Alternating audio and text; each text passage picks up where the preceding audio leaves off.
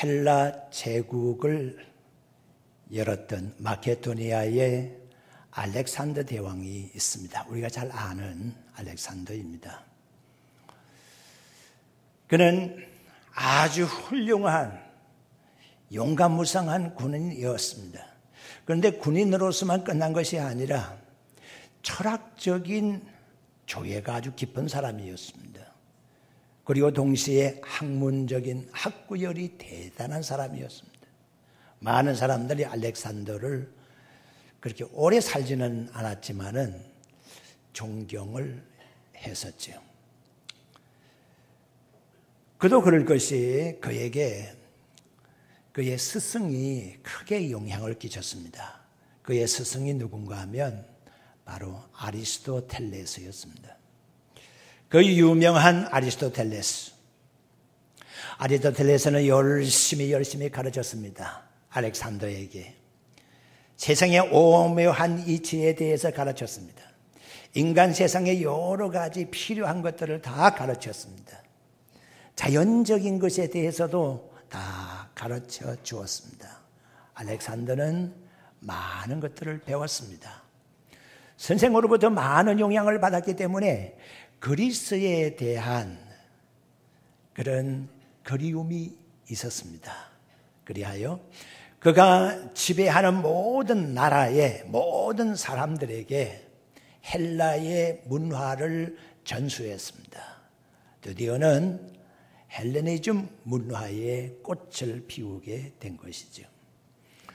알렉산더는 곳곳마다 그리고 아프리카의 북단에는 알렉산더의 이름을 딴 도시까지 만들었습니다. 그리고 그런 도시를 만들 때에 제일 먼저 도서관을 지었다고 하는 사실이죠. 그런데 이 알렉산더에게 어느 날 이런 소문이 들려왔습니다. 선생님 되는 아리스토텔레스가 모든 지식을 집대성한 책을 편찬했다고 하는 소식이었습니다. 그 소식을 듣고 알렉산더는 깜짝 놀랐습니다. 그리고 편지를 써서 선생님에게 보냈습니다. 내용은 이런 겁니다. 선생님, 구전으로 전해야 될 지식을 책으로 편찬하다니 그게 말이 됩니까? 존경하는 선생님, 저는 선생님을 통해서 특별한 지식을 배운 것으로 생각을 하고 있었습니다. 그런데 선생님께서 이 모든 지식들을 책으로 편찬해서 일반 대중에게 알려주었다면 이제 저는 무엇으로 자랑할 것이 있겠습니까? 저는 영토나 힘으로서 자랑하고 싶은 것이 아니라 지식으로, 학문으로, 지성적인 면으로 모든 사람을 능가하기를 원했었습니다. 선생님, 뭔가 잘못이 있는 것이 아닙니까? 라고 하는 서신을 보낸 겁니다. 아리스토텔레스의 답변이 이런 겁니다. 모든 지식을 책으로 표현했다고는 볼 수가 없습니다. 나의 책만 보는 사람은 아무리 읽어도 내가 가르치는 내용을 이해할 수가 없을 겁니다. 나에게 직접 배운 사람과 나에게서 배우지 아니한 사람은 아무리 책을 읽어도 알지 못할 것입니다. 라고 하는 답변이었습니다. 이것은 플루타크 영웅전에 나오는 알렉산더의 일화 중에 나와 있는 내용입니다. 그 내용의 주 내용은 이런 겁니다. 그러니까 책을 통해서 배우는 지식이 있는가 하면 직접 가르침을 받는 사람이 깨닫는 지식이 따로 있다는 거예요. 차원이 다르다고 하는 거거든요.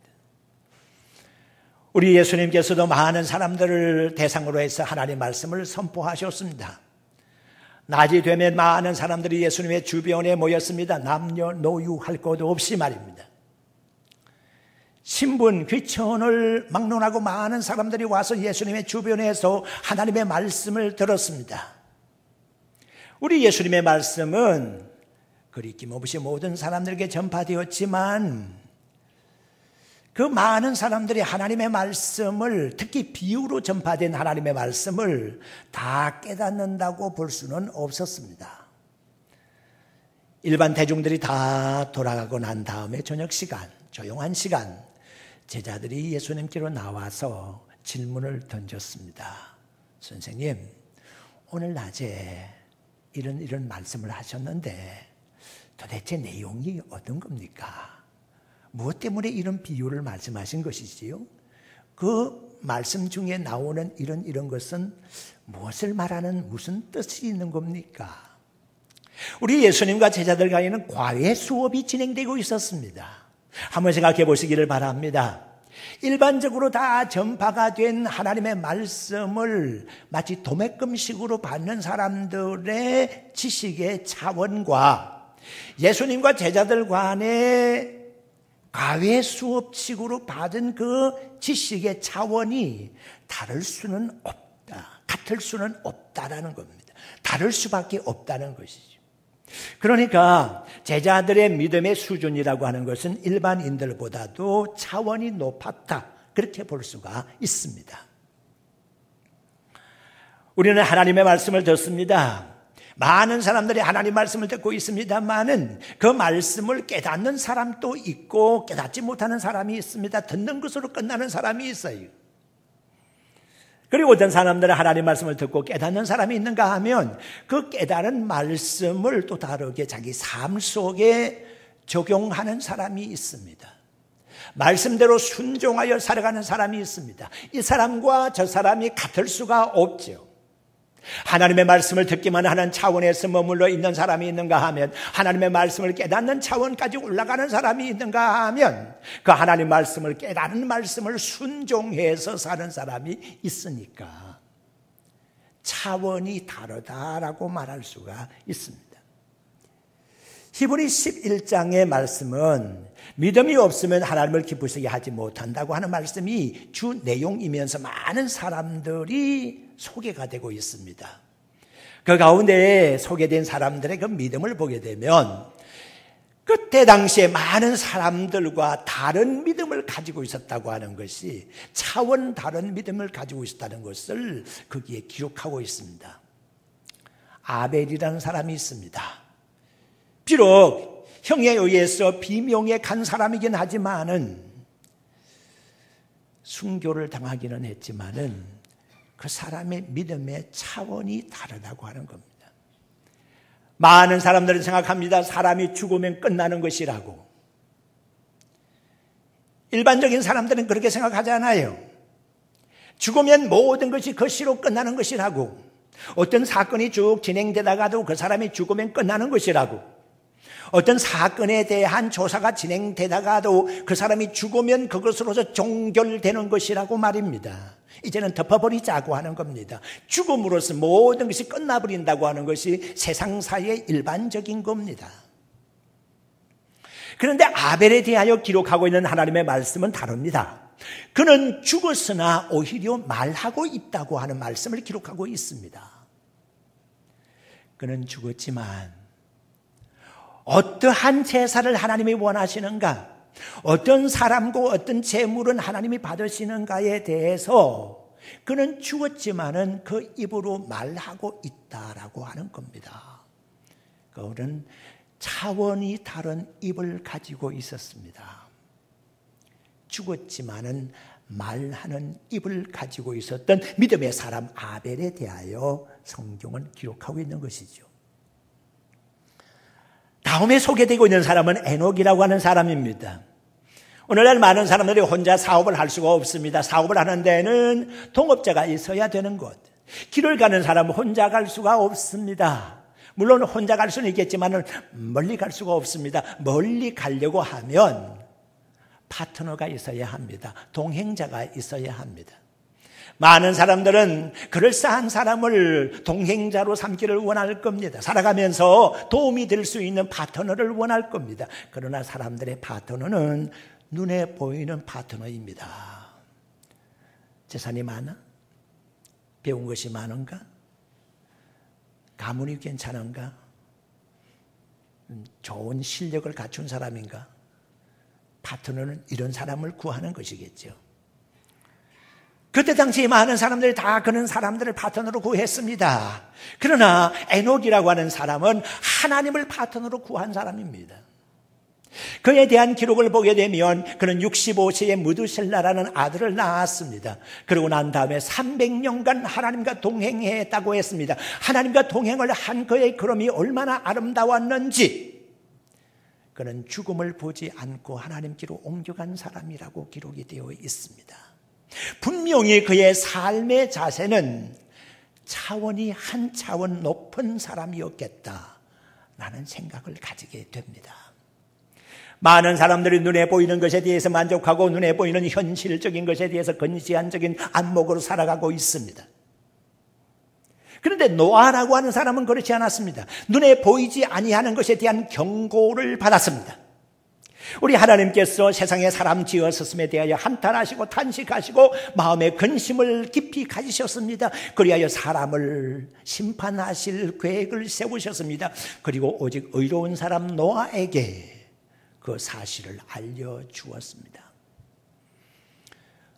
노아가 하나님의 심판의 경고를 받았을 때에 하늘과 땅에 어떠한 징조도 보이지 않았었습니다. 많은 사람들이 노아를 통해서 그러한 것을 전파를 받았을 때에, 전도를 받았을 때에 한 사람도 회개하는 사람이 없었습니다. 안타까웠습니다. 노아는 보이지 아니하는 일에 대한 경고를 받았습니다. 그리고 경외하는 마음으로 방주를 지었다고 성서는 기록하고 있습니다. 그의 짓는 방주는 10년, 20년의 완공이 된 것이 아닙니다. 100년이 넘게 그의 방주 공사가 진행이 되었습니다.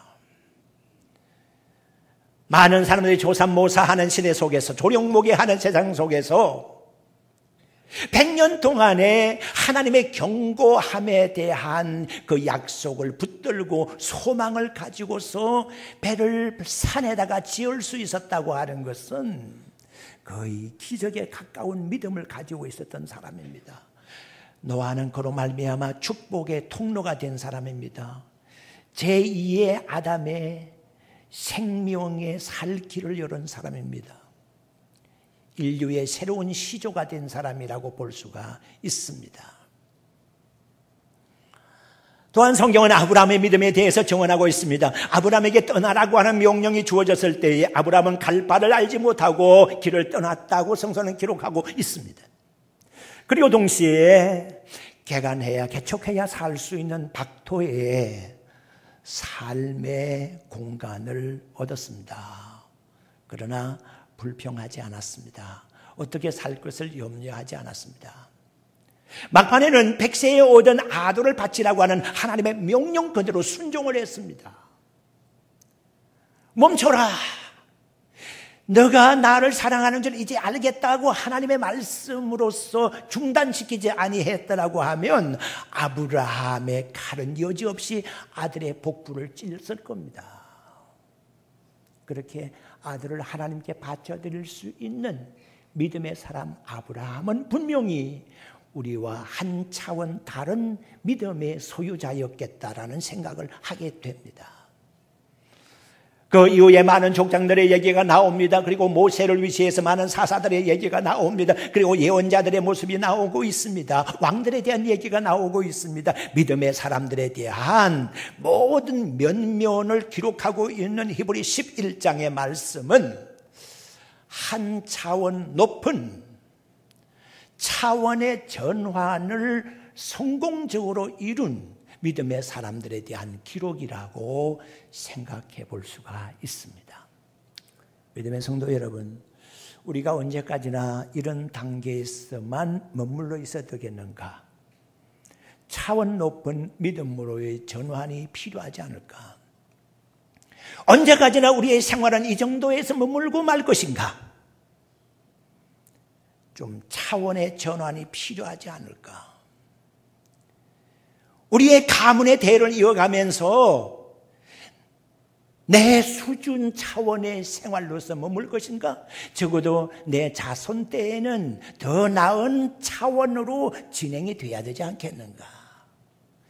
여러 가지 생각이 깊어지는 시간입니다. 저 차원의 삶에 머물러 있는 사람들이 많이 있습니다. 일반적인 삶이라고 볼 수가 있겠죠. 많은 사람들이 손에 잡히는 것, 눈에 보이는 것, 자랑하고 싶은 것, 물질적이고 육체적인 그런 것들입니다. 바울도 그랬잖아요. 바울은 자기 자신에 대해서 자랑할 것이 많다고 했습니다. 나기는 히브리인이라고 했습니다. 그리고 자기는 이스라엘 사람이라고 했습니다. 아브라함의 자손이라고 했습니다. 그리고 자기는 베냐민 지파에 소속된 사람이라고 했습니다. 그리고 율법적인 면에 있어서는 하나 흠이 없는 사람이라고 자기 자신을 내세웠습니다. 율법적인 전통을 가지고 있는 사람이었다고 자기 자신을 자랑하고 있습니다. 일반적인 자랑이잖아요. 우리도 그렇게 자랑해왔지 않습니까? 그런데 그 자랑이라고 하는 것이 불순종에 대한 자랑이었고 불법을 행하는 것에 대한 자랑이었습니다. 무지하고 무자비한 것에 대한 세상적인 것에 대한 것들의 자랑일 뿐이었습니다. 물질에 대한 관심에 대한 자랑, 세상 명예를 이룬 것에 대한 자랑, 이런 것들. 예를 들어서 그리스에 대단한 부자가 살았습니다. 아르키마코스라고 하는 대단한 부자가 부동산 업계의 대부였습니다. 그는 아테네시에 많은 땅을 가지고 있었습니다. 만나는 사람에게마다 자기의 재산을 자랑했습니다. 자기의 부동산에 대해서 자랑을 했습니다. 어느 날 철학의 대가인 소크라테스를 만나게 됐습니다. 소크라테스에게도 똑같이 자랑을 하기 시작했습니다. 소크라테스는 아무 말이 없었습니다. 이 땅에 살고 있는 많은 사람들이 내가 소유하고 있는 땅을 밟지 않고서는 다닐 수가 없을 겁니다 라고 자기가 가진 땅을 자랑했을 때에 소크라테스가 말없이 그 사람을 데리고 세계 지도 앞으로 갔습니다. 이보게, 그리스가 어디 있는가? 아르키마코스는 쉽게 그리스를 가르쳤습니다. 맞아. 아테네가 어디 있는가? 예, 그리스의 중간에 아테네가 있습니다. 찾아냈습니다. 그래, 그러면 말일세, 아테네 안에 있는 자네 땅이 어디 있는가 한번 그려봄세. 점으로 표시가 되어 있는 도시 안에 자기 땅을 찾을 수가 있겠습니까? 전혀요. 바로 이런 겁니다. 세상 사람들이 자랑하고 있다는 것이 바로 이런 것이 아닌가라고 하는 겁니다. 많은 사람들이 이런 것을 자랑하고 있습니다. 자기가 가지고 있는 지식적인 명언을 자랑하고, 자기가 얻은 명예적인 명언을 자랑을 하고, 자기가 가지고 있는 돈을 자랑하고, 자기 재산을 자랑을 하고, 자기의 잘난 얼굴을 자랑을 하고, 자기의 몸매를 자랑하고, 오만 가지 육체적인 것, 이런 것들을 자랑하고 있습니다. 어쩌면 이런 것에 대한 관심은 저차원적이고 저급한 것이어서 잠깐의 것일 뿐이라는 거예요. 언제나 이런 차원에 머물러 있을 것인가? 믿음의 성도 여러분, 세상 살아가는 많은 사람들이 이런 모습으로 살아가고 있어요. 우리의 관심은 이제 차원 높은 곳으로 옮겨가야 되지 않겠는가? 생명에 대하여 헬라어는 두 가지 기록하고 있습니다. 육체의 생명, 육의 생명, 그리고 영의 생명, 영혼의 생명. 육의 생명에 대하여서는 비오스라고 하는 단어를 사용하고 있고, 영의 생명에 대해서는 조에라고 하는 단어를 사용하고 있습니다. 비오스라는 말에서 바이오라고 하는 말이 생기라는 겁니다. 건강에 관련해서 바이오 제품들이 많이 나오고 있지 않습니까? 이게 육신에 관련된 거예요. 육신의 생명에 관련된 부분이 바이오예요. 이게 비오스의 생명이에요. 오늘날 세상 많은 사람들이 이 비오스의 생명, 이 바이오의 건강에 대해서 관심을 많이 가지고 있어요. 건강하면 좋겠죠. 그런데 육체의 건강한 생명이라고 하는 것이 영적인 생명, 조애의 생명에 어떤 영향을 끼치는 것일까요? 좋은 영향을 끼칠 수가 있을 겁니다. 어떤 사람은 건강에서, 바이오적인 면에서, 비오서적인 면에서 뛰어나서 이 건강을 하나님을 위해서 바칠 수 있겠죠. 기도하는 일에, 전도하는 일에, 봉사하는 일에, 의미 있는 일에 종사할 수가 있겠죠. 그런데 대부분의 사람들은 이 뛰어난 바이오의 건강을 가지고서는 자기 육체의 쾌락적으로 살아가고 있더라는 거지. 오히려 이런 면에 있어서는 영의 생명 조애에 대하여 손해를 끼치는 면이 없지 않아 있겠다는 얘기예요. 그러나 그 반대로 바이오가 상해서, 건강이 상해서요, 육신의 건강이 형편없어요, 병들어서요. 그렇지만 그럴수록 영에 대한 소망, 하늘나라에 대한 소망을 가지고 있다고 하면 이 사람의 영의 생명은 더 아름다운 것이지 않을까 하는 거예요. 바이오의 생명이라는 것은 이 땅에 사람이 죽으면 그것으로 끝나는 생명이에요. 사람이라는, 산 사람이라는 존재는 어떤 사람입니까? 영혼이 육신 속에 기거해 있는 사람이 살아있는 사람이지 않습니까? 그런데 언젠가는 찾아오는 죽음에 의해서 이 둘이 갈라지는 거예요. 죽음이 오게 되면 육의 생명은 끝나서 땅으로 들어가 버리는 거예요. 이게 육의 생명이에요. 바이오는 거기서 끝나는 거예요. 그러나 남는 것이 있어요. 조애, 영의 생명이에요. 오늘 이 본문의 말씀에 6절에 기록하고 있는 육의 생각은 사망이요 라고 한 말이 바로 바이오에 관련된 생명이에요. 육의 생명이에요. 그러나 영의 생각은 생명과 평안이라고 했을 때에 바로 이것이 조애의 생명이에요. 육의 생명에서 그것으로 끝나버리는 많은 사람들은 불행스러운 사람이에요. 거기서 전환이 돼야 돼요. 차원의 전환이 돼야 돼요. 생명은 다 귀한 것이기는 하지만 육체의 생명에서 영의 생명으로 차원 전환되지 못하면 그에게는 소망이 없습니다. 우리 예수님께서 마태복음 4장 4절에 이런 말씀하셨습니다. 사람이 떡으로만 사는 것이 아니라 하나님의 입으로 나오는 모든 말씀으로 살 것이니라 했을 때에 떡으로 살아가는 생명이 바이오의 생명이에요. 그러나 차원 높은 생명은 하나님의 말씀으로 살아가는 영의 생명이에요. 무엇을 입을까, 무엇을 마실까, 무엇을 먹을까 염려하는 차원의 생명, 이게 바로 바이오의 생명이에요. 차원 높은 영의 생명은 하나님의 나라와 그 의를 구하는 생명, 조애의 생명이에요.